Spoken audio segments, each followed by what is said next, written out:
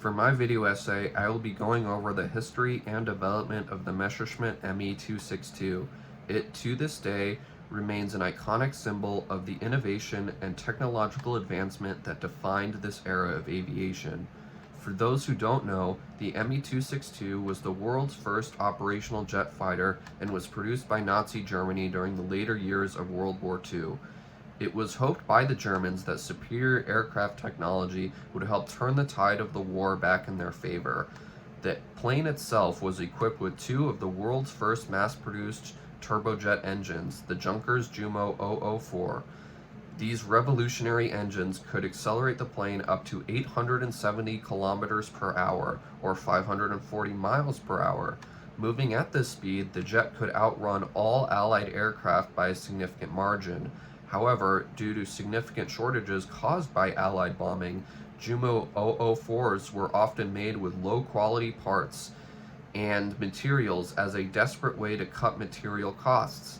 This compromised the safety and effectiveness of the engine. It is also important to mention the horrific fact that engine parts were manufactured with slave labor, which resulted in the deaths of tens of thousands of innocent people.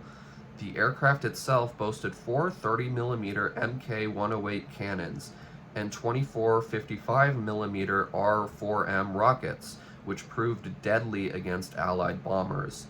The Me-262 engaged in aerial combat for the first time in July 1944.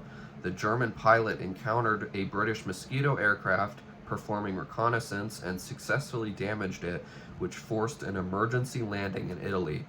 Further engagements with Allied air forces highlighted the significant problems with the Me-262, which was its speed and maneuverability.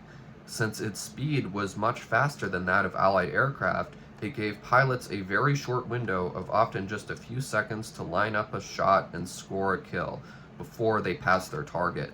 The plane was also less maneuverable at lower speeds, so it could be easily outmaneuvered by traditional propeller aircraft.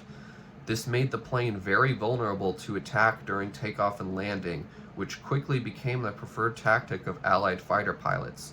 American pilots like the famous pilot ace Chuck Yeager, who himself scored an Me-262 kill, labeled this strategy rat catching. The Allies also frequently used strategic bombers to lay waste to German airfields with empty Me-262s. This tactic meant that of the 1,443 Me-262s that were built during the war, only about 300 actually saw combat. The large cost and complexity of the engines ensured that the Germans never had enough of these revolutionary aircraft to make a significant dent in Allied air superiority. It also meant that significant resources had to be used to protect the massive supply chain and manufacturing sites of the jet.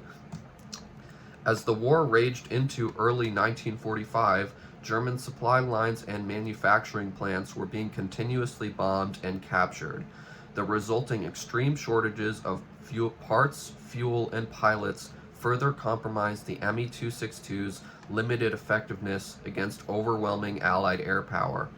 On May 7, 1945, Germany issued an unconditional surrender to the advancing Allied powers, and all remaining Me-262s immediately stopped any military operations and were handed over to the Allies. After the war, American, British, and Soviet scientists all wanted to learn as much as possible from the Me-262 to boost their respective jet programs. Early jets like the M16 and the F-86 Sabre were both influenced by the Me-262.